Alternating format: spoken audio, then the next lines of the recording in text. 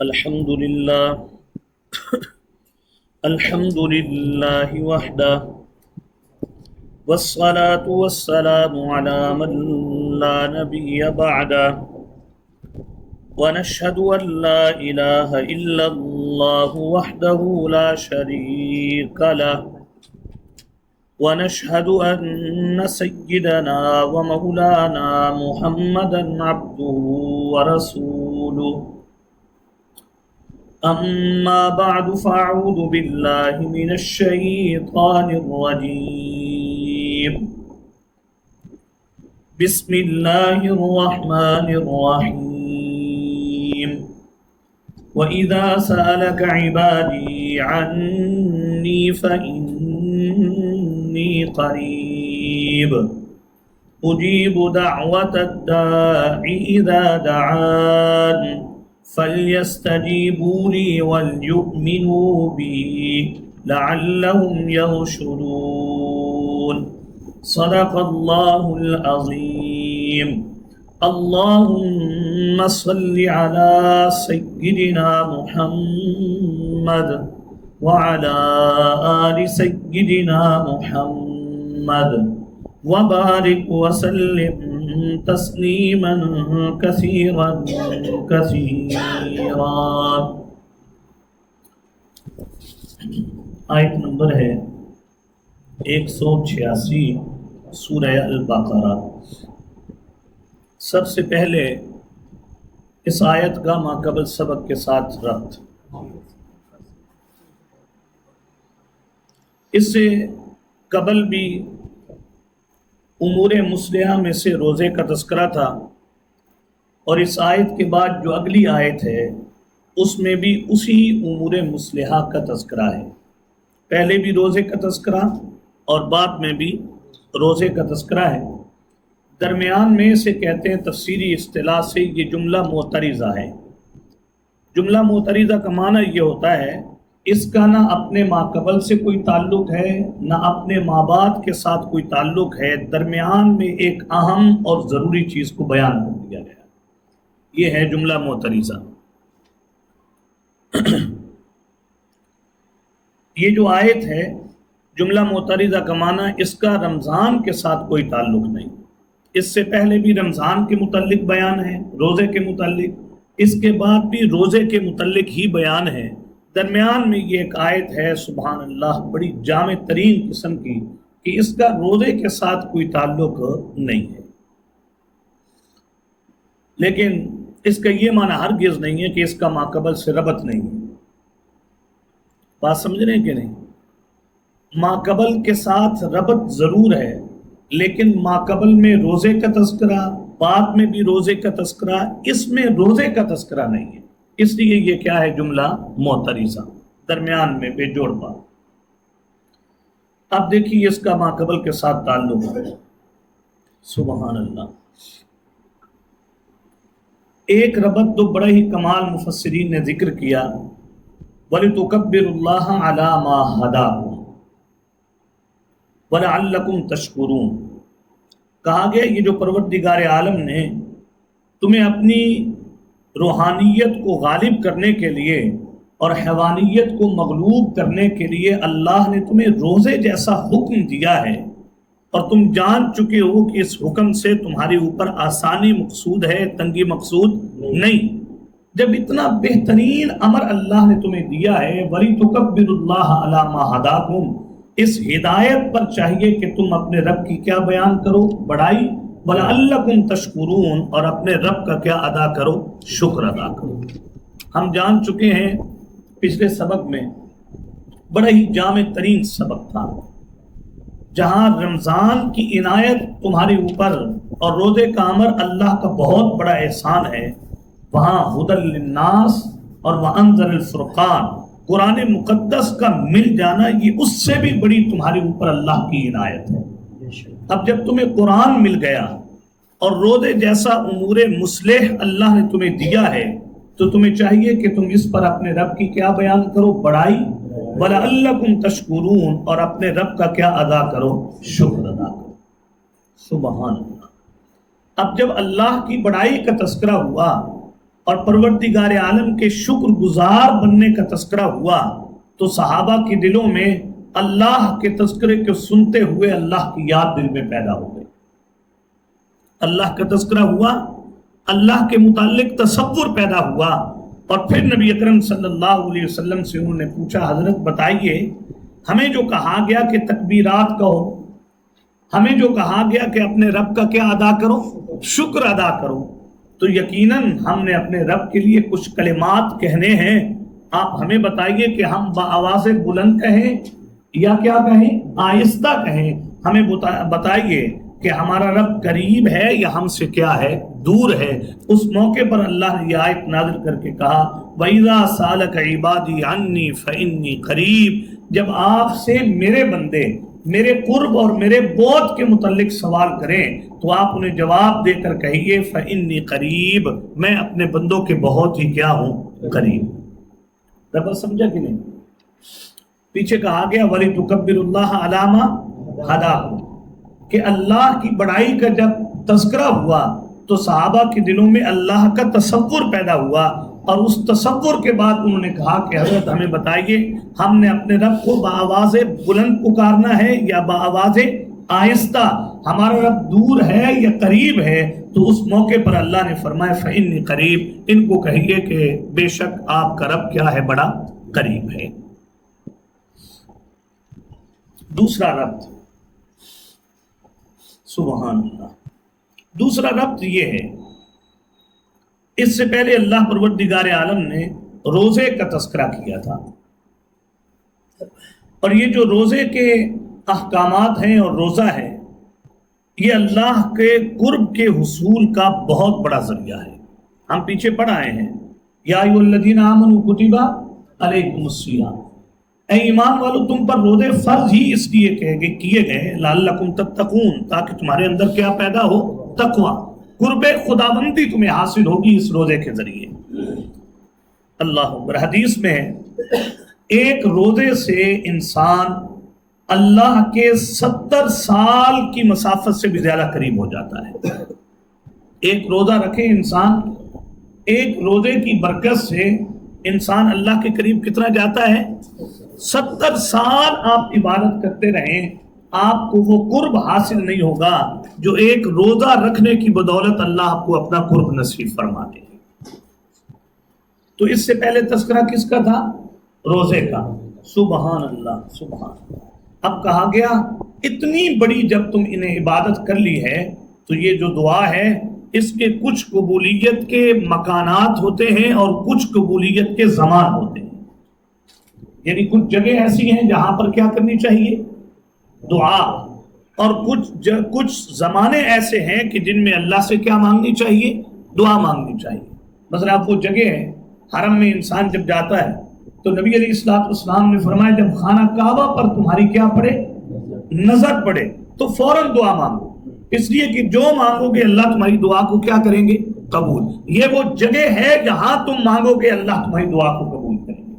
اسی طریقے سے وہ جب آدمی ملتزم کے اوپر جاتا ہے وہاں کہا گیا دعا مانگو، اللہ دعا کو کیا کریں گے، قبول کریں گے. صفا مروہ وغیرہ وغیرہ یہ وہ مقامات ہیں جہاں پر دعا کیا ہوتی ہے، قبول ہوتی ہے.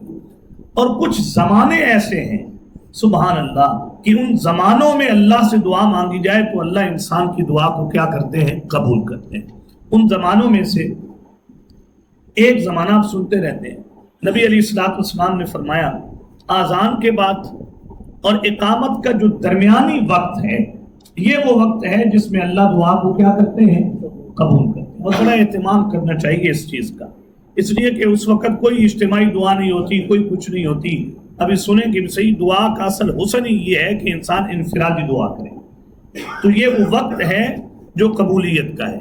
اسی طریقے سے کہا گیا کہ جمعے کے روز دعا کرو، اور پھر جمعے کے روز میں بھی بعد از نماز عصر دعا کرو، اس لیے کہ یہ وہ زمانہ ہے کہ جس میں اللہ انسان کی دعا کو کیا کرتے ہیں، قبول کرتے ہیں. بہرحال اوپر کس کا تذکرہ تھا، روزے کا. اب جب تم نے روزہ رکھ کے نا اللہ کا قرب تمہیں حاصل ہو گیا، اب یہ موقع ہے فوراً اپنے رب سے دعا کرو، اس لیے کہ یہ وہ جگہ ہے، یہ وہ مقام ہے، یہ وہ زمان ہے جس میں اللہ انسان کی دعا کو کیا کرتے ہیں، قبول کرتے ہیں. اس لیے اب یہاں اس آیت میں دعا کا ادب بیان کر دیا گیا. دو ربط سمجھے کہ نہیں؟ ایک یہ کہ اوپر اللہ کی بڑائی کا کیا تھا؟ بیان تھا. اس سے اللہ کا تصور پیدا ہوا. اس پر صحابہ اکرام نے سوال کیا، اے اللہ کے نبی صلی اللہ علیہ وسلم بتائیے ہمیں جو اللہ کی کبریائی بیان کرنی ہے الفاظ میں، اور الفاظ میں شکر ادا کرنا ہے اللہ کا، تو بآواز بلند کریں یا آہستہ؟ ہمارا رب قریب ہے یا ہم سے کیا ہے؟ دور ہے. ایک ربط. اور دوسرا ربط کیا ہے کہ پیچھے کس امر کا تذکرہ ہو رہا ہے؟ روزے کا. تو روزہ سبحان اللہ اللہ یہاں لکھا ہے تفسیروں میں، حضرت عبداللہ ابن عمر روزہ رکھتے تھے، اور جب افطار کا وقت قریب ہوتا تھا تو پوری فیملی کو جمع کرتے تھے، اور جمع کر کے پوری فیملی جمع ہو کر اللہ سے کیا کرتی تھی؟ دعا کرتی تھی. کیونکہ افطار کے وقت جو دعا کی جائے اللہ اس دعا کو کیا کرتے ہیں؟ قبول کرتے ہیں. تو پیچھے روزے کا تذکرہ تھا، تو روزے کے بعد دعا کیا ہوتی ہے؟ انسان کی قبول ہوتی ہے. اس لیے اس آیت میں کس کا ذکر کیا جا رہا ہے؟ دعا کا ذکر کیا جا رہا ہے. یہ تھا اس کا ما قبل کے ساتھ ربط. اور بھی ربط ہیں بس. اب دیکھیے اس آیت کو، وَإِذَا سَأَلَكَ عِبَادِي عَنِّي فَإِنِّي قَرِيبٌ. اے نبی صلی اللہ علیہ وسلم، جب بھی آپ سے میرے بندے میرے متعلق کیا کریں؟ سوال کریں. آپ دیکھیے اس لفظ میں عبادی کہا ہے، یہ بندے کے لیے شرف ہے. یہ روزہ رکھنے والے کے لیے کیا ہے؟ شرف ہے. یہ امور انتظامیہ پر عمل پیرا ہونے والے کے لیے شرف ہے. اگر تم امور انتظامیہ کو اختیار کرو گے اور امور مصلحہ پر عمل کرو گے اور اصلاح کرو گے اپنی، عبادی، تو تم میرے کیا ہو؟ بندے. یہ شرف ہے بندے کے لیے. انی، جب آپ سے سوال کریں میرے بندے میرے بارے میں، اللہ کی ذات کے بارے میں نا، اللہ کے قرب اور بود کے متعلق، میرے قرب اور میرے بود کے متعلق جب تم سے سوال کریں، فَإِنِّي قَرِيبٌ، بس میرے بندوں کو یہ کہہ دیجئے کہ بس بے شک میں تو اپنے بندوں کی کیا ہوں؟ بہت قریب ہوں. یہ قرآن میں دوسری جگہ بھی ہے، وَنَحْنُ أَقْرَبُ إِلَيْهِ مِنْ حَبْلِ الْوَرِيدِ، میں اپنے بندے کے اس کی شارک سے بھی کیا ہوں؟ زیادہ قریب ہوں. یہاں ایک نقطہ لکھا ہے مفسرین نے، اس کو ذرا سمجھ لیجیے. جہاں بھی سوال کا مادہ ہے قرآن میں، اس کے بعد عموماً لفظ قل ہے. اس کے بعد عموماً کیا ہے؟ لفظ قل ہے. جب آپ سے میرے بندے میرے متعلق سوال کریں تو فإنی قریب، میں کیا ہوں؟ بہت قریب. اب یہ بھی سوال کا مادہ ہے، سآلہ، اس کے بعد ہے فإنی قریب. اب ایک آیت دیکھ لیجئے ذرا، کیونکہ قرآن سمجھنا بہت آسان ہے. یہ نہیں کہ یہ کوئی ایسی بات ہے جس کو ہم سمجھ نہ سکیں. آیت نمبر 89 میں دیکھیے، 189 میں، یسألونک عن الأہلہ، اس کے ساتھ ہی کھڑا ہے جہاں سے اگلا رکوع شروع ہو رہا ہے. یسألونک، وہاں بھی مادہ کس کا ہے؟ سوال کا ہے. یسألونک، یہ لوگ آپ سے کیا کرتے ہیں؟ سوال کرتے ہیں. جواب میں آگے کیا لفظ ہے؟ قل ہی مواقیت للناس. جب یہ لوگ آپ سے چاند کے متعلق سوال کریں نا تو انہیں جواب دیجئے یہ وقت پہچاننے کا ذریعہ ہے. یہ وقت پہچاننے کا کیا ہے؟ اب سوال کے مادے کے بعد کیا لایا گیا؟ قل لایا گیا. قرآن میں اور بھی متعدد جگہیں ہیں، لیکن سمجھنے کے لیے یہی ہے کافی.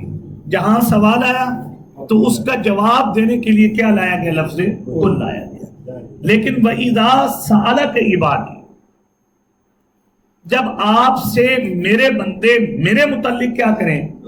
سوال کریں، تو کہنا چاہیے تھا قل فإنی قریب، کہہ دیجئے کہ بے شک میں اپنے بندوں کے کیا ہوتا ہوں؟ بہت قریب ہوتا ہوں.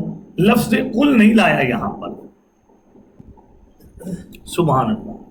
اس کو آسان سمجھنا ہو تو دائیوں کے لیے ایمان افروز بات یہ بھی ہے کہ جب اللہ پروردگار عالم نے یہ چاہا کہ حضرت ابراہیم کا امتحان ہو اور حضرت ابراہیم کے امتحان کو آنے والی امت کے لیے ذریعہ ہدایت بنایا جائے، حضرت کو کس میں ڈالا گیا؟ آگ میں. دیکھیں جب کبھی بھی اللہ اس روئے زمین پر کسی کو مخاطب کرتے تو نبی کے ذریعے کرتے ہیں. بات سمجھے نا؟ فرشتوں کے ذریعے اللہ کسی کو کیا کرتے ہیں؟ مخاطب کرتے ہیں. لیکن جب حضرت ابراہیم علیہ السلام کو آگ میں ڈالا گیا تو اللہ نے فرشتوں کو نہیں کہا جاؤ تم آگ بجھا دو، جاؤ تم آگ ٹھنڈی کر دو. اللہ نے، آپ جانتے ہیں کہ 17ویں پارے سورہ حج میں ہے کہ اللہ نے براہ راست آگ کو مخاطب کر کے کہا قُلْنَا يَا نَارُ كُونِي بَرْدًا. ہم نے براہ راست آگ کو کہا اے آگ ٹھنڈی ہو جا، سلامتی والی بن جا ابراہیم پر. درمیان میں کس چیز کا واسطہ ہے؟ جبرائیل کا واسطہ بھی پسند ہے. یہ دائی کا مقام دیکھیے، دائی کا مقام کتنا اونچا ہے. جب آدمی اپنے مرتبے کو پہچانتا ہے نا تو آدمی کو کام کا لطف آتا ہے. جب آدمی یہ سمجھے میں وہ کام کر رہا ہوں جس کام کے لیے اللہ نے ابراہیم خلیل اللہ کو منتخب کیا تھا، آدمی میں کام کے جذبات ہی کچھ اور ہوتے ہیں. سبحان اللہ. تو یہاں اللہ نے یہ نہیں فرمایا آپ سے جب میرے بندے میرے متعلق کیا کریں، سوال کریں تو کل ان کو کہہ دیجئے بے شک میں کیا ہوں، بہت قریب ہوں. یہاں کل کا مادہ استعمال نہ کر کے اشارہ کیا اس بات کی طرف اللہ کو پکارنے میں درمیان میں کسی کو لانے کی کوئی حاجت اور ضرورت نہیں ہے. زندگی رہی تو انشاءاللہ سورہ مائدہ میں یا ایھا الذین آمنوا اتقوا اللہ وابتغوا الیہ وسیلہ، وہاں پر اس کی تفصیل ذکر کریں گے. لیکن یہاں موٹی سی بات یہ ہے کہ قرآن کی آپ دعائیں دیکھ لیجئے اور نبی مہربان صلی اللہ علیہ وسلم کی دعائیں جو آپ سے منقول ہیں ہمارے لیے، آپ ان دعاؤں کو مطالعہ کر کے دیکھ لیجئے. قرآن کی دعائیں بھی اور نبی اکرم صلی اللہ علیہ وسلم سے منقول دعائیں بھی وہ براہ راست کس سے ہیں؟ اللہ سے. یہی دعا کا عالم آپ دیکھ لیجئے.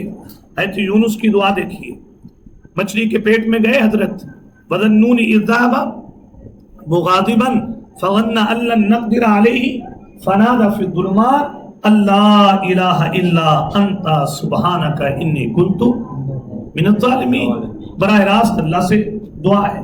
حضرت ایوب علیہ السلام بیمار ہوئے، ربی انی مسنی الضر وانت ارحم، کس سے براہ راست دعا ہے؟ مجھے حضور صلی اللہ علیہ وسلم نے یہ دعا سکھائی ہے، اللہم انا نجعلک فی نحورہم ونعوذ بک من. ہمیں حضور نے دعا سکھائی ہے اللہم استر عوراتنا وآمن روآتنا، اور حضور سے متعدد دعائیں منقول ہیں. تو یہ یاد رکھیے، یہ دعا کا ادب ہے کہ براہ راست کس کو پکارا جائے؟ اللہ کو پکارا جائے. ہاں انشاءاللہ وہاں میں تفصیل ذکر کروں گا، لیکن اپنی دعا کو جاندار بنانے کے لیے ایک چیز ذہن میں رکھنی چاہیے. اور اگر کبھی اللہ کسی خالصتاً اپنے عمل کی اللہ توفیق دے دے تو میں اپنی دعاؤں میں اپنے عمل کو ظاہر کر سکتا ہوں.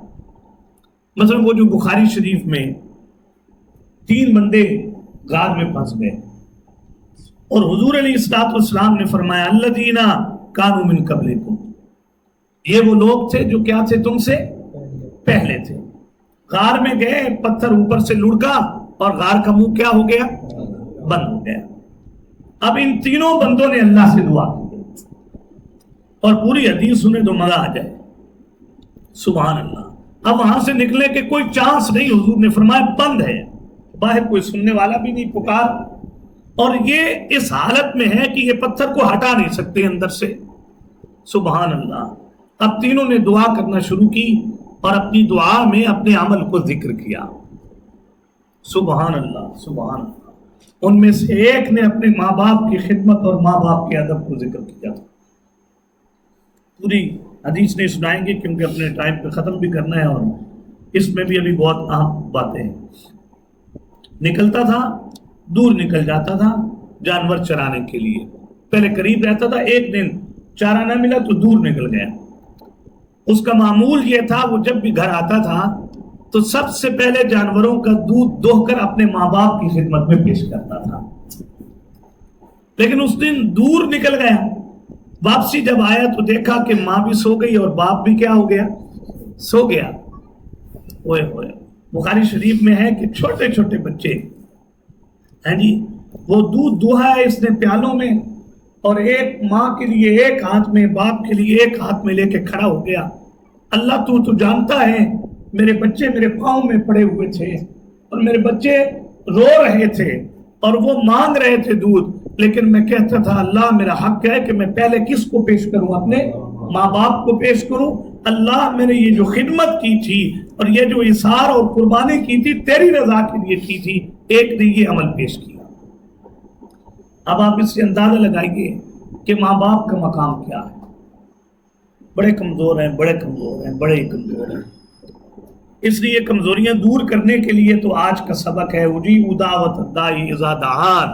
وہ کمزوریاں دور کرنے کے لیے مجھے پکارو، میں تمہاری پکاروں کو کیا کروں گا؟ قبول کروں گا۔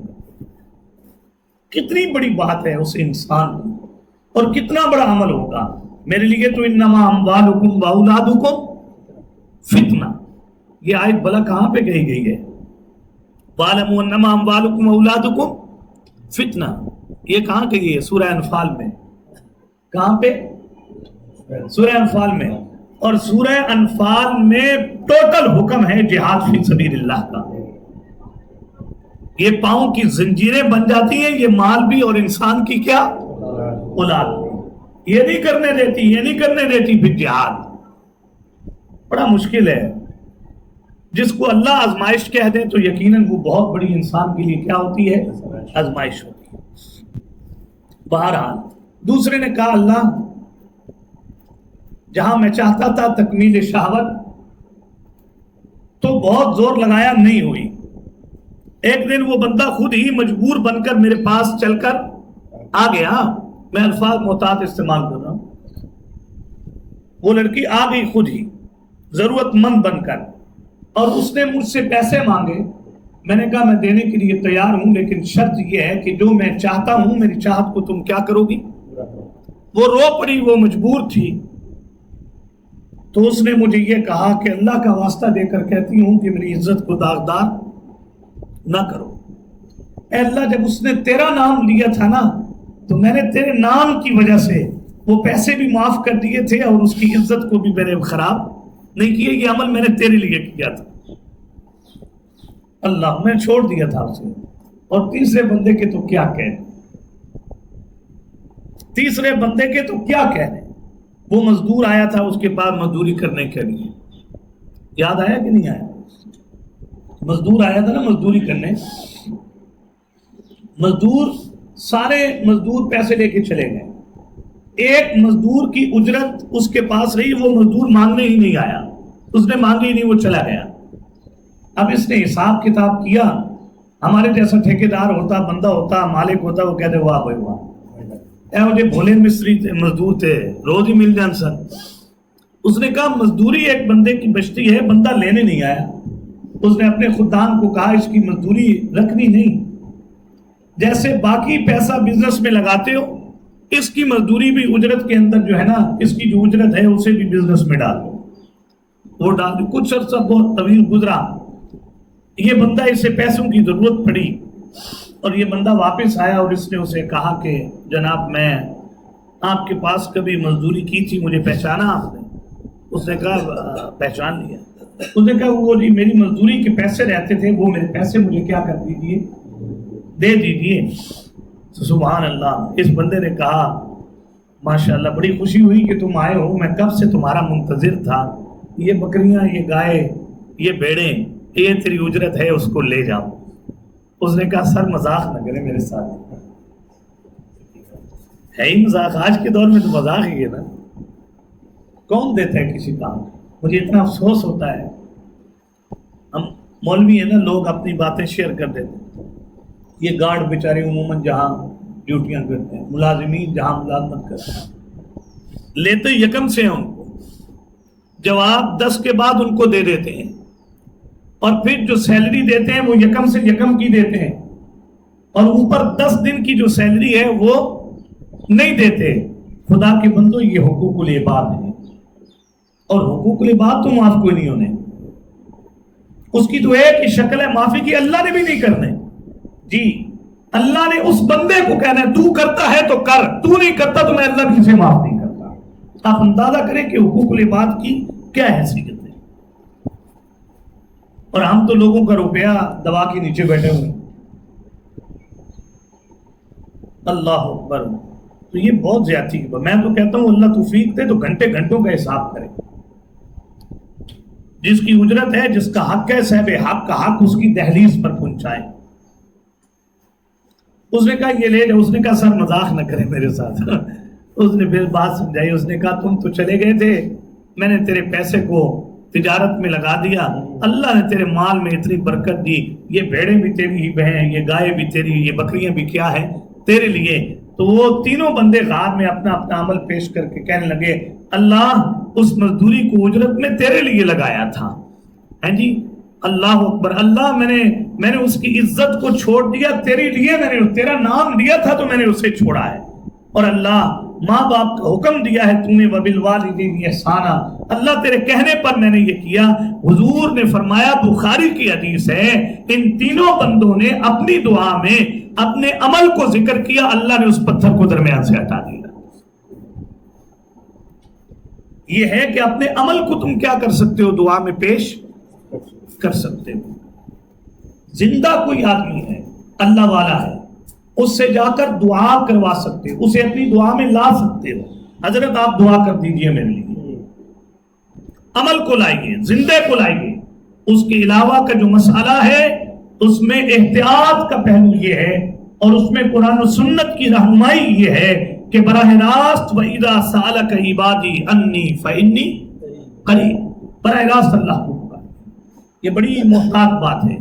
اس لیے انشاءاللہ زندگی رہی تو سورہ مائدہ میں اس کی تفصیل بیان کریں گے. جو ابھی ہمارے لیے اہم چیز تھی میں نے اس کو ذکر کر دیا ہے. حضور صلی اللہ علیہ وسلم کے بعد حضور کے صحابہ کا بھی یہی معمول تھا. آگے دیکھیے، اجیب دعوت الداعی اذا دعان. تو اللہ کرے اللہ کے قریب ہونے کا تصور معلوم ہو جائے. جب اللہ کی قربت کا تصور ہو جائے گا تو انشاءاللہ آدمی کے لیے گناہوں سے بچنا آسان اور نیکی کرنا بھی انسان کے لیے کیا ہو جائے گا، آسان ہوگا. جو بربادیاں ہو گئی ہمارے ساتھ اب، کہ حضور علیہ الصلوۃ والسلام نے فرمایا کہ قیامت کی قرب کی نشانی یہ ہوگی کہ ہر گھر میں ناچنے والی اور گانے والی ہو. ہر گھر میں ناچنے والی، اور ایک تو پریکٹیکلی یہ ہو رہا ہے بہت زیادہ. دوسری بات، علماء نے اس کا مطلب یہ بیان کیا ہے کہ پہلے لوگ گھبراتے تھے، نمازی، تہجد گزار، روزے دار، متقی لوگ، کہ میرے گھر میں، ہمارے گھر میں ناچنے گانے والی کیسے ہو سکتی ہیں، یہ ایک عجیب بات ہے، بڑی عجیب بات ہے. اللہ اکبر. تو پھر وہ علماء فرماتے ہیں اس کا مظہر آپ دیکھنا ہو تو بندے کی جیب میں موبائل دیکھ لو. ناچنے والی گانے والی موبائل میں ہیں کہ نہیں؟ اور حضور صلی اللہ علیہ وسلم نے فرمایا ہر گھر میں ہوں گی. اب اس سے بھی بڑھ کر یہ بشارت، یہ حضور کی پیشن گوئی ثابت ہو گئی کہ ہر گھر میں کیا، ہر جیب میں ہوگی. نمازی کی جیب میں ہے، تہجد گزار کی جیب میں ہے. بہرحال جب آپ سے میرے بندے میرے متعلق سوال کریں تو انہیں کہیے کہ میں تمہارے کیا ہوں، بڑا قریب. اجیب دعوت الداعی اذا دعان، میں قبول کرتا ہوں پکارنے والے کی پکار کو، اذا دعانی، جب بھی وہ مجھے پکارتا ہے، جب بھی وہ مجھے کیا کرتا ہے، پکارتا ہے. اس کے اوپر ایک مختصر بات سن لیجئے. دعا کی قبولیت کے لیے کچھ چیزیں ضروری ہیں. اللہ نے تو فرما دیا جب بھی کوئی مجھے پکارتا ہے تو میں اس کی پکار کو کیا کرتا ہوں، سنتا ہوں، قبول کرتا ہوں. لیکن یہ یاد رکھیے یہ ہر بندے کے لیے نہیں. اس میں ایک ہی حدیث سن لیجئے، اور باقی ہم جو یہاں پر سبق پڑھتے ہیں، جن آدمیوں، جن ساتھیوں کے لیے مطالعہ آسان ہو، معارف القرآن ہو، کوئی اور تفسیر ہو، تو وہ ضرور اس جگہ پر کوئی نہ کوئی چیز دیکھا کریں، تفسیر دیکھا کریں، کیونکہ یہ اشارہ کرنا ہوتا ہے اور مقصودی اور تفصیلی بات تفسیروں میں موجود ہے. اجیب دعوت الداعی اذا دعان، ہر بندے کی دعا قبول نہیں. دعا کی قبولیت کے لیے کھانا حلال ہونا اور لباس کا حلال ہونا انسان کے اوپر یہ بہت ضروری ہے. یہ واضح نبی اکرم صلی اللہ علیہ وسلم کا ارشاد ہے اور آپ کا فرمان ہے واضح یہ کہ حرام کھانے والے کی دعا کو اللہ قبول نہیں کرتے. ابھی سن لیا نا آپ نے, کسی کا حق دبا کر اپنے مال میں ملا لینا یہ بھی حلال نہیں ہے. دعائیں تو بہت لوگ کر رہے ہوتے ہیں, ہم بھی کر رہے ہوتے ہیں, لیکن دعا کی قبولیت کے لیے کھانا حلال اور لباس کا حلال ہونا کیا ہے, ضروری ہے, ادروائز نہیں دعائیں قبول. اس پہ حدیث ہے باہر. دوسری بات, دعا کی قبولیت کی کچھ شرطیں ہوتی ہیں, کچھ شکلیں ہوتی ہیں. یہ بڑی تسلی کی بات ہے. ایک دعا کی قبولیت کی شکل یہ ہوتی ہے کہ آپ نے جو مانگا منّن اللہ نے آپ کو وہ دے دیا ہے. جیسے کئی بار ہمارے ساتھ بھی ہوا, اور کئی بار دعائیں منقول ہیں حدیث میں, قرآن میں, جنہوں نے جو مانگا اللہ نے فوراً ان کو کیا کر دیا, دے دیا. نمبر 2, دیا تو وہی لیکن فوراً نہیں دیا, مناسب وقت پر دیا ہے. یہ بھی اللہ کی بڑی عنایت ہوتی ہے نا. ہم مانگ رہے ہوتے ہیں, یا تو مناسب ہو تو اللہ فوراً دیتے ہیں, اللہ مناسب وقت پر دیتے ہیں. یا تیسری دعا کی قبولیت کی شکل یہ ہے, اللہ پروردگار عالم اس دعا کی بدولت وہ چیز تو نہیں دیتے لیکن مضر چیز سے انسان کو نجات دے دیتے. دعا پھر بھی قبول ہوئی ہے, لیکن یہ کہ ملا وہ نہیں ہے جو اس نے مانگا ہے. اللہ نے اس کے بدلے میں اس کی اس تکلیف کو کیا کر دیا ہے, گھٹا دیا ہے. اس کی بڑی پیاری مثال مفسرین نے یہاں پر لکھی ہے. انسان اللہ سے دعا مانگے اور دعا میں ایک چیز مانگ رہا ہے اور وہ چیز انسان کو مل نہیں رہی. اس کی مثال بالکل ایسے ہے جیسے ایک بیٹا, ایک چھوٹا بچہ ماں باپ کو یہ کہے میرے ہاتھ کے اوپر آگ کا انگارہ رکھ دو, تو کوئی ماں باپ رکھے گا اس کے اوپر؟ بچے کو تو نہیں پتا نا کہ وہ مانگ کیا رہا ہے, لیکن ماں باپ کو پتا ہے کہ بھائی انگارہ رکھا تو اس کا ہاتھ کیا ہو جائے گا, جل جائے گا. ہمیں نہیں پتا, اس لیے کہ علیم اور حکیم ذات کس کی ہے. وَلَا يُحِيطُونَ بِشَيْءٍ مِّنْ عِلْمِهِ إِلَّا بِمَا شَاءَ. کوئی چیز کا احاطہ ہے تو وہ صرف کس کا, اللہ کا احاطہ ہے. میں ساری زندگی گاڑی مانگتا رہا, میرے علم میں کہاں ہے کہ یہ گاڑی ہی میری موت کا کیا بن سکتی ہے, سبب بن سکتی ہے. میں اللہ سے ساری زندگی فراخیاں ہی مانگتا رہا, مجھے کیا پتا تھا یہ فراخی اور اس فراخی پہ پلنے والی اولاد ہی میرے لیے میرے قتل کا کیا بن سکتی ہے. میں نے اشارہ کر دیا واقعے کی طرف. ہمارے حال ہی میں قریب جو واقعہ ہوا, تو وہ فراخی مانگتے رہے نا ساری زندگی ہم, اور اس فراخی کی بیس پر ہی اولاد اتنے ناز و نخرے میں پلی اور پوسی کہ اس اولاد نے, اللہ اکبر, سننے میں جو بات ہے 5 لاکھ ملتا تھا. 5 لاکھ مانا کیا, کس کے لیے, پاکٹ میں نہیں, جیب خرچ 5 لاکھ ملتا تھا. قاری صاحب لو بھائی ساڑھے جا بندہ تھے بگلا بجائے, وہ 5 لاکھ ملتا ہے اور مطالبہ یہ تھا کہ 5 سے کتنا کر دیا جائے, 20.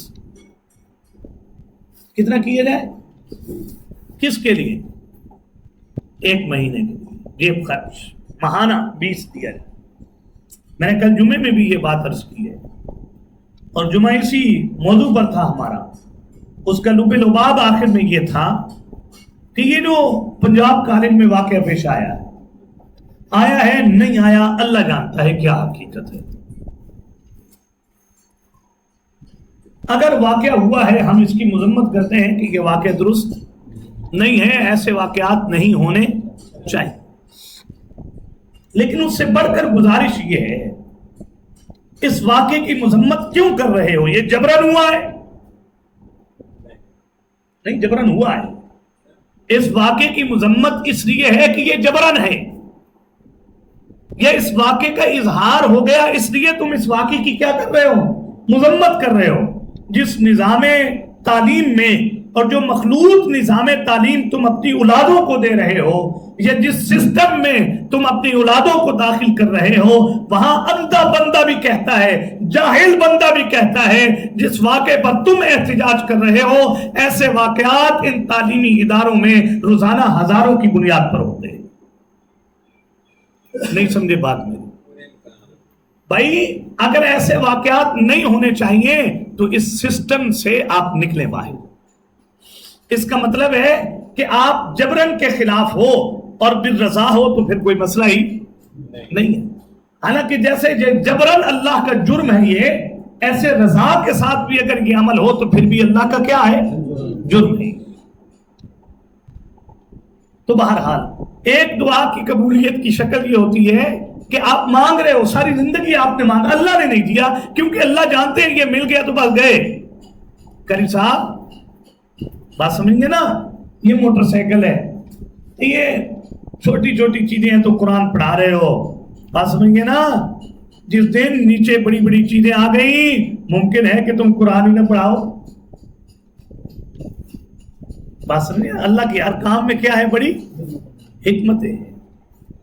خدا جب حسن دیتا ہے نزاکت آ ہی جاتی ہے۔ اللہ ہر بندے کو جانتا ہے اس کی حیثیت کیا ہے، میں نے کس حیثیت میں اس کو رکھنا ہے۔ اس لیے وہ جو شعر ہے، نہ ہجر اچھا نہ وصال اچھا، جس حال میں یار رکھے وہی حال اچھا۔ مزہ نہیں آ جاتا؟ ہجر کا معنی کیا ہے؟ محبوب سے دوری۔ وصال میسج آ جائے، آ جاؤ مل لو۔ وصال کا معنی محبوب کا قرب، اور ہجر کا معنی محبوب کی دوری۔ وہ بندہ کو اتنا عشق میں آگے چلا گیا کہ وہ کہتا ہے کہ اگر میرا معشوق یہ کہے نہ ہجر، وہ کہے دور رہو تو میں دور ٹھیک ہوں، وہ کہے آؤ تو میں اس کے قریب آ جاؤں، وہ کہتا ہے نہ ہجر اچھا نہ وصال اچھا، جس حال میں یار رکھے وہی حال اچھا۔ تو اللہ نے جو کیا ہے بس شکر ہے اس خدا کا، شکر ہے اس اللہ کا۔ تو یہ اللہ چاہے تو جو مانگا ہے فوراً دے دے، جو تم نے چاہا اللہ مناسب وقت پر دے دے، اللہ اس کے بدلے میں تکلیف ہٹا دے۔ اور چوتھی چیز یہ ہے دعا کی قبولیت کی، اللہ وہ ساری دعائیں جمع کرتا رہے اور تمہیں آخرت میں صلے دے دے۔ اس پر حدیث ہے، حضور علیہ السلام نے فرمایا ایک بندے کو آخرت میں نعمتیں ملیں گی، اور وہ بندہ آخرت میں کہے گا اللہ میں نے تو اتنا عمل ہی نہیں کیا جتنی جزا مل رہی ہے، میں تو کچھ کیا ہی نہیں اللہ، یہ جزائیں کس بات کی؟ تو اس کو کہا جائے گا یہ وہ دعائیں ہیں میرے بندے، کیونکہ اوپر کہا گیا عبادی، میرے بندے۔ آپ بڑے بڑے اللہ والے ہم نے دیکھے ہیں، آج بھی ہم رہتے ہیں اللہ والوں کے ساتھ، دیکھتے ہیں الامتحان بقدر الایمان، بڑے بڑے اللہ والے بھی امتحانوں میں مبتلا ہوتے ہیں۔ امتحان گناہوں کی وجہ سے نہیں ہوتے، یہ یاد رکھیے۔ کوئی گناہ والے کو تو اللہ ایسا رکھتا ہے جیسے یورپ والوں کو اللہ نے رکھا ہے، پالتا ہے اللہ، انہیں ڈھیل دیتا ہے۔ فماہل الکافرین امہلہم رویدا، مومن کے اوپر آزمائشیں آتی ہیں۔ الامتحان بقدر الایمان، جتنا ایمان ہوتا ہے اتنے ہی امتحان آتے ہیں۔ میں کیا شے ہوں، آپ کیا شے ہیں؟ اللہ اکبر اللہ۔ 80 سال ہو گئے یوسف نہیں مل رہا، پھر گیا ہے جناب، باقی 11 گئے ہیں ڈھونڈنے کے لیے، پھر واپسی خبر ملی ابا جی آپ کے بیٹے نے تو چوری کر لی ہے۔ پھر کیا ہوا؟ وہ بھی ادھر رکھ لیا انہوں نے، اور یہوذا نہیں نظر آ رہا، وہ کدھر گیا؟ ابا وہ یہوذا کہتا تھا جب تک ابا جی اجازت نہ دیں گے اور اللہ کوئی فیصلہ نہ کرے میں تو اپنی جگہ سے ہلنے والا میں نہیں واپس جاؤں۔ اب پھر جب یہ ساری بات اللہ کے پیغمبر کو پتہ چلی، اللہ اکبر اللہ، فتح اللہ عنہم، حضرت تمام لوگوں سے الگ ہوئے، اور الگ ہو کر کیا کہنے لگے؟ الگ کمرے میں آ گئے، یار 80 سال کو خالد جی کا گھر نہیں ہے، اور لائق بیٹا جس کے بارے میں پتہ یہ ہو اس نے نبی بننا ہے، میں نے ملنا ہے، میں نے اپنے بیٹے کو ملنا ہے، کیونکہ وہ خواب تو جانتے تھے نا، وَأَعْلَمُ مِنَ اللَّهِ مَا لَا تَعْلَمُونَ، میں جانتا ہوں یہ جو تم کہانی بنا کر میرے سامنے لائے ہو، میں بھی دیکھوں گا وہ دن، وہ منظر جب تم یوسف کے سامنے سجدہ ریز ہوو گے۔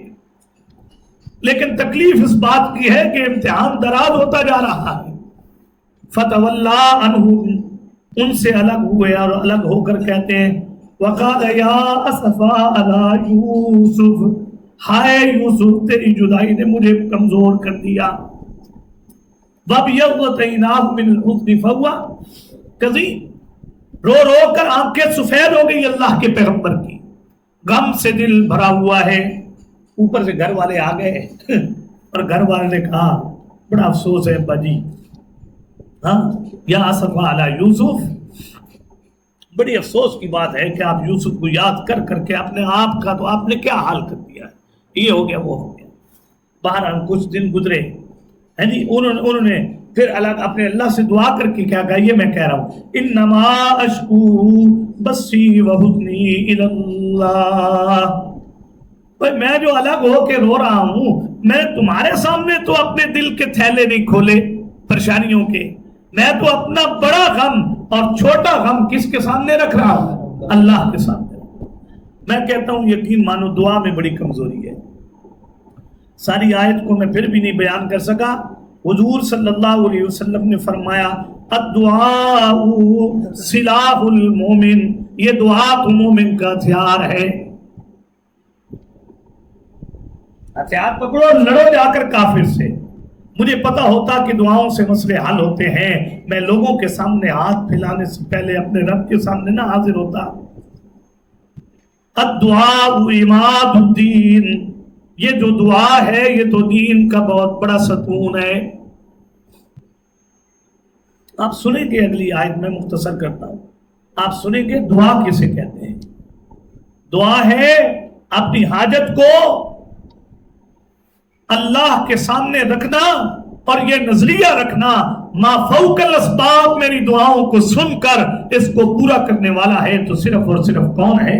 اللہ ہے، اللہ کے سوا اور کوئی نہیں۔ جو ہتھیار تھا میرا، میں نے وہ ہتھیار ہی پھینک دیا اپنی دعاؤں میں، غیروں کو شامل کر کے۔ ساڈی سندا نہیں تے تھوڑی موڑدا نہیں، تم نے ہتھیار ہی اپنے ہاتھوں سے پھینک دیا۔ اور ادھر سے صدائیں لگ رہی ہیں، تہجد کا وقت ہوتا ہے، آسمان دنیا پر اللہ کریم تشریف لاتے ہیں، اور کیا کہا جاتا ہے کوئی مجھ سے مانگنے والا میں اس کی پریشانیوں کو ختم کر دوں، ہے کوئی بیمار مجھ سے شفا مانگنے والا میں اس کی بیماریوں کو دور کر دوں، ہے کوئی مجھ سے رزق میں برکت مانگنے والا میں اس کے رزق میں برکت عطا کر دوں۔ تو میں تو کہتا ہوں جا کر دکان کا شٹر کھولوں گا پھر ہی برکت آ رہی ہے۔ یہ دکانیں رزق نہیں دیتی ہوتی تو ہر دکاندار کی سیل کیا ہوتی؟ برابر ہوتی۔ بہرحال تو انما اشکو بسی بحزنی الی اللہ، یہ ہتھیار ہے مومن کا۔ بہرحال اجیب، ہم نے تو دعا کو بھی بے جان بنا دیا ہے۔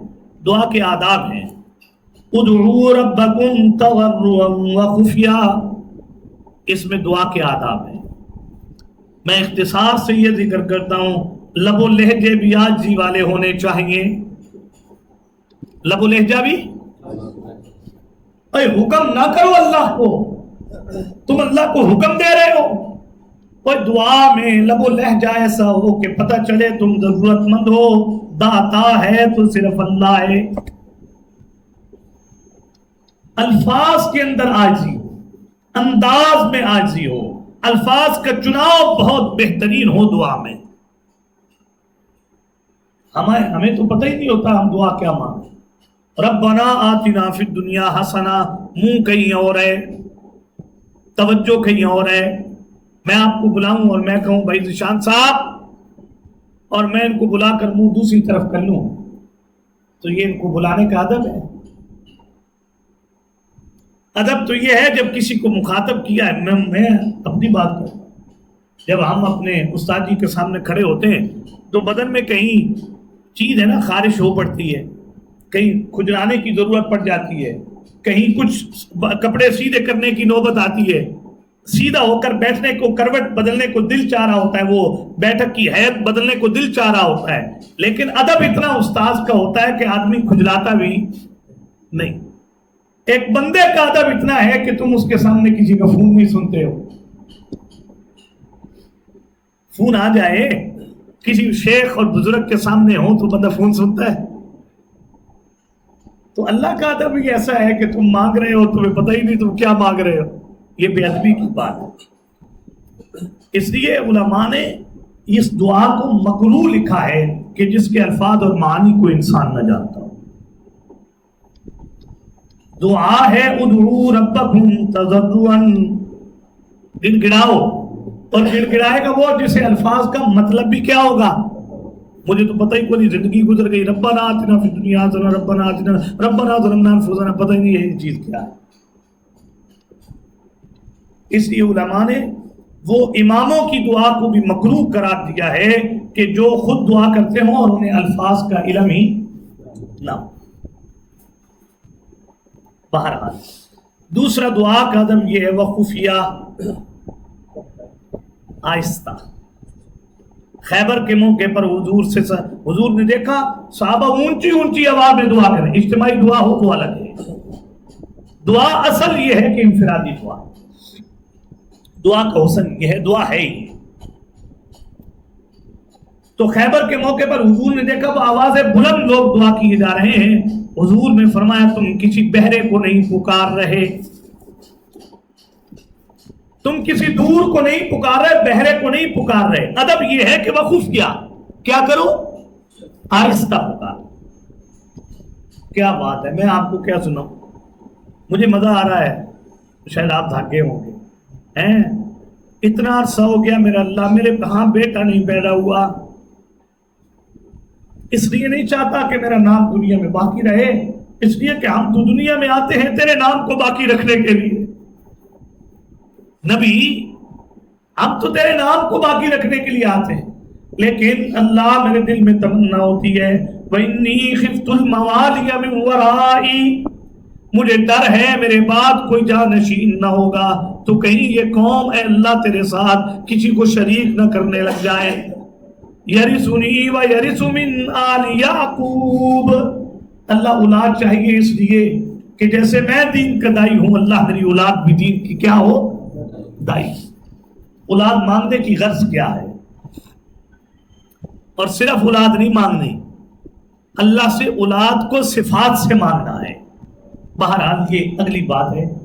تو اللہ قرآن میں کیا کہتے ہیں، اذ نادى ربه نداء خفیا، جب پیدا ہوئے جذبے میرے پیغمبر زکریا کے سینے میں اللہ مجھے بیٹا عطا کر، تو تم جانو ذکر رحمت ربک عبدہ زکریا، میری اس رحمت کو یاد کرو جو میں نے اپنے بندے زکریا پر کی تھی۔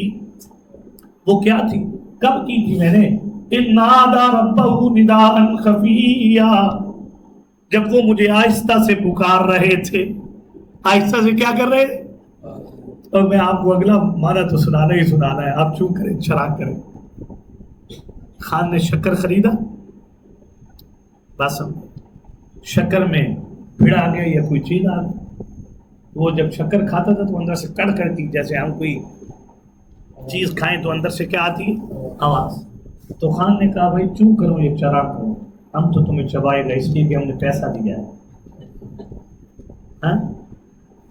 تو ہم بھی ایک ہفتے اتوار کے بعد اگلے ہفتے اتوار آپ کا انتظار کرتے ہیں الحمدللہ، تو آپ چوں کریں چرا کریں، بات کو ہم بھی پوری کریں، بات سن نہیں سر، اوہ ہو کیا بات ہے۔ ایک تو اللہ کے پیغمبر کہتے نداء خفیہ، پکارا بھی آہستہ، اور پکار کر میرا پیغمبر یہ کہتا تھا وَلَمْ أَكُنْ بِدُعَائِكَ رَبِّ شَقِيًّا، اللہ میں تجھ سے مانگ کر کبھی مایوس نہیں ہوا، میں محروم نہیں ہوا تجھ سے مانگ کر، کوئی کبھی مایوسی نہیں آئی، اس لیے کہ میں سمجھتا ہوں دے دے گا تو تیری حکمت ہے، نہ دے گا تو پھر بھی تیری حکمت ہے، مایوسی کوئی نہیں۔ مانگوں گا ملے گا پھر بھی ٹھیک، نہیں ملے گا تو آخرت میں اجر تو مل ہی رہا ہے۔ مایوسی نے، اور پھر رب کی عطا دیکھیے، ہاں تیسرے پارے میں 16ویں پارے میں کیا عجیب ہی حضرت کا تذکرہ قرآن نے کیا ہے، سبحان اللہ سبحان اللہ۔ یا زکریا انا نبشرک بغلام اسمہ یحییٰ لم نجعل لہ من قبل سمیا۔ ہمیں آہستہ پکارنے والے اور ہم سے کبھی مایوس نہ ہونے والے، تم کہتے تھے یا اللہ، کیا کہوں آپ کو، بات ذکر نہ کروں تو مزہ نہیں آتا، ذکر کروں تو لمبی ہو رہی ہے، چلو کوئی بات نہیں۔ وَاشْتَعَلَ الرَّأْسُ شَيْبًا، زکریا تم اولاد مانگتے تھے اور ساتھ کہتے تھے اللہ بوڑھا ہو گیا ہوں، بال سر میں کیا آ گئے، سفید۔ اور محترمہ کو کہتا ہوں اب پلاننگ کرنی ہے، وہ پلاننگ ہی ہوتی ہے نا، بات سمجھ گئے،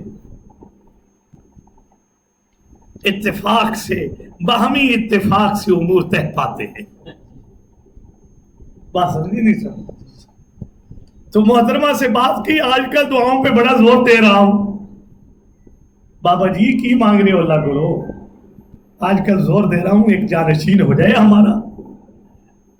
تو محترمہ کہنے لگی اللہ اکبر، حضرت ابراہیم کو بھی تو یہی کہا تھا محترمہ نے بابا جی وَهَذَا بَالِي شَيْخًا، اے فرشتوں آنے والوں، بیٹوں کی بشارت دینے والوں، بابا کو نہیں دیکھتے ہو، بابا شیخاً، بہت، شیخ کہتے ہیں بہت بوڑھے کو، بات سمجھ گئے نا، بابا جی بہت بوڑھے ہو گئے ہیں جی۔ ادھر بھی جب بات ذکر کی کہ بچہ ہونا چاہیے تو محترمہ کے بارے میں کہا وَكَانَتِ امْرَأَتِي عَاقِرًا، اللہ میں بوڑھا، میری بیوی تو بانجھ ہو چکی ہے۔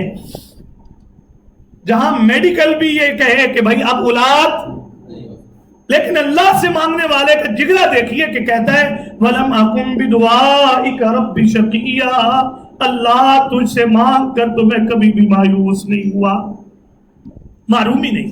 ہم نماز پڑھ رہے تھے تو اوپر سے جناب فرشتے آئے اور اوپر سے ندا لگا کر کہا گیا یا زکریا انا نبشرک بغلام، جو غلام تم نے لڑکا مانگا ہم تمہیں لڑکے کی کیا دیتے ہیں، بشارت۔ ایک خالہ نے نہ رکھے تھے، نانی نے رکھے تھے، پھپھو نے رکھے تھے، ماموں نے رکھے تھے، چاچے نے، ہیں جی۔ تو اللہ کیا کہتے ہیں، نہ چاچا نہ پھوپھی نہ خالہ نہ ماموں، اسمہ یحییٰ، زکریا بیٹا بھی ہم دیں گے اور ہم نے اس کا نام یحییٰ رکھ دیا ہے، اور ایسا نام رکھا ہے تیرے بیٹے کا کہ اس نام کا آج تک دنیا میں آیا ہی نہیں، یا اس صفات کا بچہ آج تک دنیا میں نہیں آیا۔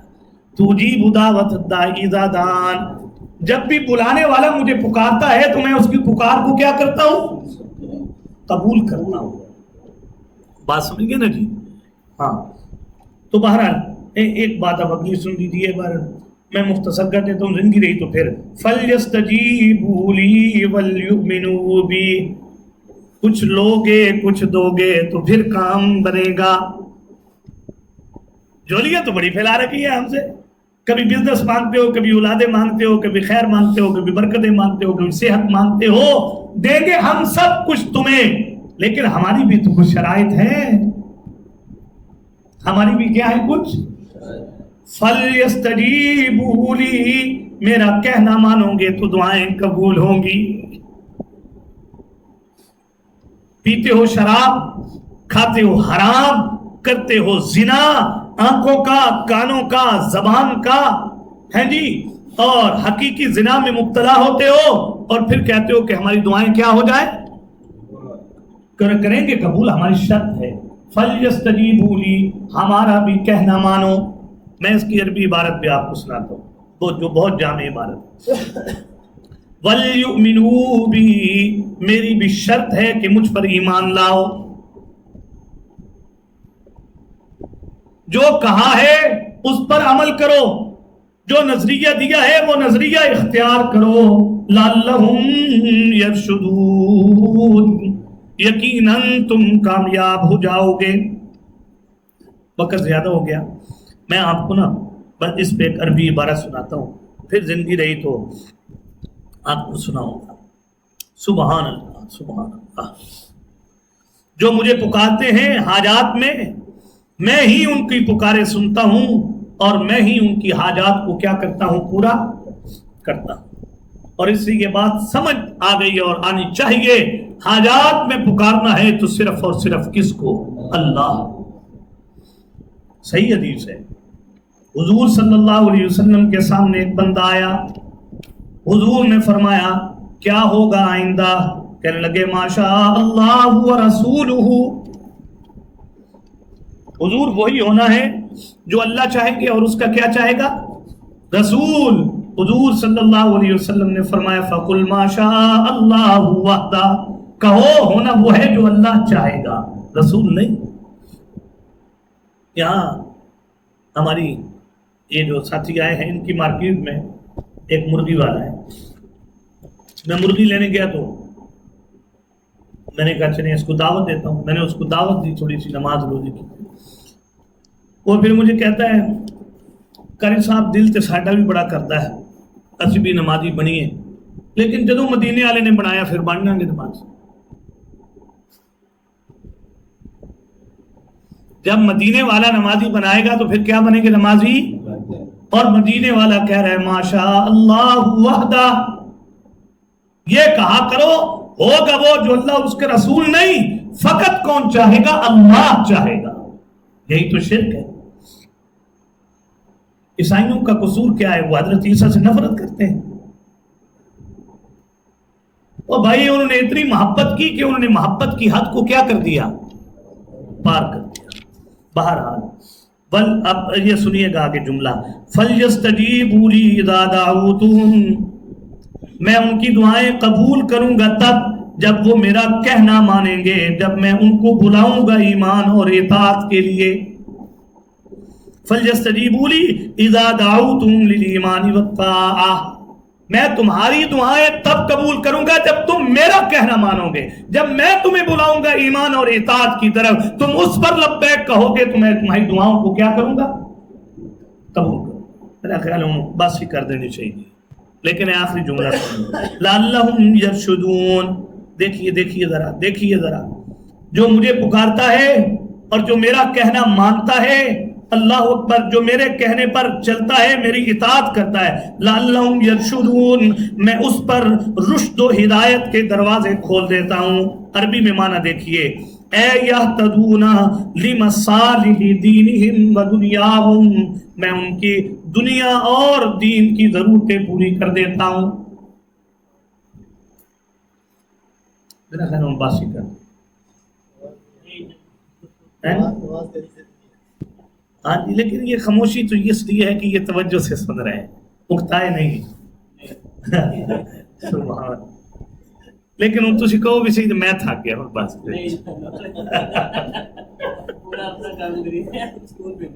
स्कूल में शायद तेन स्कूल मिल रहे पर मैं कुछ चेहरे देख रहे हो कि मैंने डर लग रहा है।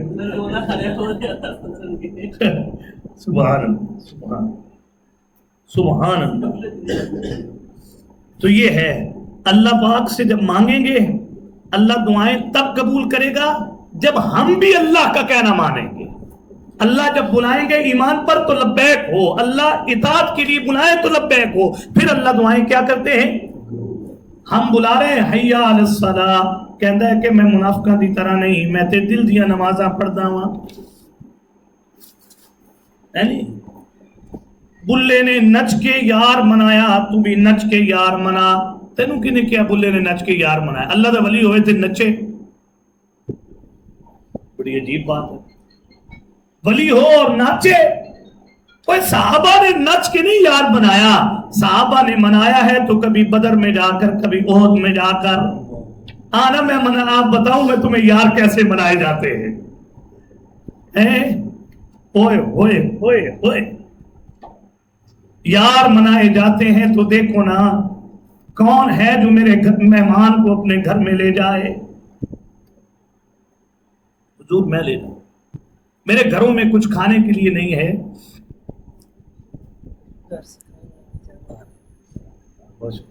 हाँ, खुशखबरी सुन लें आप, इंशाअल्लाह ताला कल छुट्टी होगी। اللہ دیکھو بھائی کتنی خوشی ہے. تو ایک آدھا اتوار آپ ذرا بچوں کے ساتھ گزاریں ماشاءاللہ. تو میں وہ صحابی کی بات سناتا ہوں. سبحان اللہ. میں لے جاتا ہوں میرے گھر میں، وہ رحمت للعالمین کے گھر میں کچھ نہیں ہے مہمان کو کھلانے کے لیے. میرے گھر کو مہمان کو لے جاؤ. لے گئے، 12 لمبا واقع آ گئے. صبح مسجد میں تشریف لائے صحابی. تو حضور صلی اللہ علیہ وسلم نے فرمایا اے تو نے یار کو کیسے راضی کیا ہے؟ نچ کے نہیں. اور تو نے کیسے یار کو راضی کیا ہوئے؟ تیری تعریف میں تو اللہ نے قرآن نازل کیا، تو نے رات کیا کیا ہے جی. پھر سارا واقعہ سنایا. بچوں کو بھوکا حضور سلا دیا تھا. بیوی نے چراغ درست کرنے کے بہانے بجھا دیا تھا کیونکہ یہ آپ کا مہمان تھا.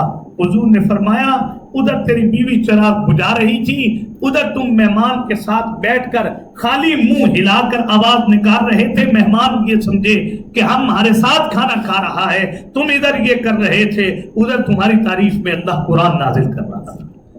یہ ہے یار کو منانے کا طریقہ. نچ کے نہیں یار منایا. گھنگرو کون باندھتا ہے؟ کوئی گھنگرو بن لے تے گلے وچ تسبیحاں پا لیاں تے نہ کدی غسل کیتا تے نہ کدی نماز پڑھی ہے، نہ دعائے قنوت آتی ہے، نہ سورہ اخلاص آتی ہے، نہ کچھ آتا ہے. اور پھر کہتے ہیں یہ ولایت ہے. ولایت یہ ہوتی ہے کہ اللہ کو کہنا پڑے. اما عائشہ نے حضور صلی اللہ علیہ وسلم کو فرمایا حضور آپ کے پاؤں پر سوزش آ جاتی ہے. متواتر گاڑی میں سفر کریں تو پاؤں پہ کیا آتی ہے؟ پیر سوج جانے نے نا. ہاں جی ہاں حضور آپ کے پاؤں پہ پھٹن آ گئی ہے، حضور رات کا قیام تھوڑا کر دیں.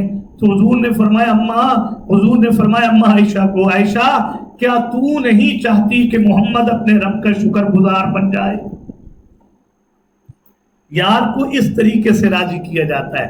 نچ کے بلے نے یار نہیں منایا. ایویں نہ کہانیاں کرو.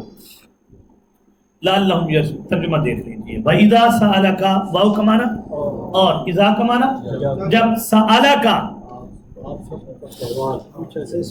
آپ سے سوال کریں عبادی. اور صحابہ اپنے وقت میں مراد تھے، اب آپ میں سے ہر بندہ اس آیت سے مراد ہے. وَإِذَا سَأَلَكَ عِبَادِي. اوے قرآن جب تجھ سے پوچھے میرے بندے، اب تو قرآن سے پوچھ رہے ہیں نا. اے قرآن جب تجھ سے پوچھیں عبادی میرے بندے انی میرے بارے میں قریب ہوں یا دور؟ فَإِنِّي قریب، بس بے شک میں اپنے بندوں کے بڑا ہی قریب ہوتا ہوں. اجیب دعوت الداعی اذا دعان، میں قبول کرتا ہوں پکارنے والے کی پکار کو جب بھی وہ مجھے پکارتا ہے. جب وہ مجھے پکارتا ہے تو میں اس کی دعا کو کیا کرتا ہوں؟ تو پکارنا کس کو ہے؟ عیسائی غلط اس لیے ہے کہ وہ حضرت عیسیٰ کو پکارتے ہیں. یہودی غلط اس لیے ہے کہ وہ حضرت عزیر کو پکارتے ہیں. ہم بھی درست سمت نہ ہوں گے کہ جب ہم حاجات میں اللہ کو چھوڑ کر کسی اور کو پکاریں گے. بات سمجھ گے کہ نہیں؟ اتنی عجیب باتیں لگتی ہیں، آدمی حیران ہونا ہے. اس سوشل میڈیا کے کچھ فائدے نقصانات ہیں، بڑے نقصانات ہیں ہی نقصان. دور رہیں ہم جتنا رہ سکتے ہیں. اللہ توفیق دے دے ہمیں جتنا دور رہ سکتے ہیں رہیں. کوئی ضروری نہیں ہے فیس بک اور یوٹیوب اور یہ وہ چیزیں چلا، دور رہیں ان چیزوں سے، وگرنہ اس کے کچھ فائدے بھی ہوتے ہیں. ایویں نہیں لوگ ہم پر تنقید کرتے ہیں. وہ کیا سن رہا تھا ایک آدمی کا کلپ، انہیں کیا بھائی یہودی تے مارے سنسارے داتا صاحب نے ہٹلر تے بدنام ہویا ہے. کراچی کا بڑا عالم ہے، وہ کہنے یہودی سارے مارے تھے کتنے سن؟ داتا صاحب نے. ہٹلر تے ایویں کی ہویا ہے بدنام. تسی کی سمجھ دے جے اے تسی مارے سن 65 تے 72 دے وچ جڑے بھولے مارے سن تسی تہاڈی فوج نے مارے سن؟ اور نہیں، سامنے فوج سی پیچھے داتا صاحب سن. ادھر سے گولے آتے تھے اور وہ پکڑتے تھے جیب میں ڈالتے تھے ادھر. اب اگر ان میں سے کوئی کہے کہ بھائی ادھر تو دھماکہ ہوا اور کئی لوگ وہاں پر مر گئے، اور کچھ عرصہ پہلے ہوا سی نا دھماکہ، ہے نہیں جڑے بم پھڑ کے سٹتے سن تے انہاں دے دربار تے کیوں سٹیا گیا؟ عجیب بات، نفع اور نقصان دینے والا کون ہے؟ اللہ۔ میں یہ باتیں مذاق نہ سمجھیے، یہ شرک ہے، شرک ہے۔ اچھا فلیستجیبوا لی،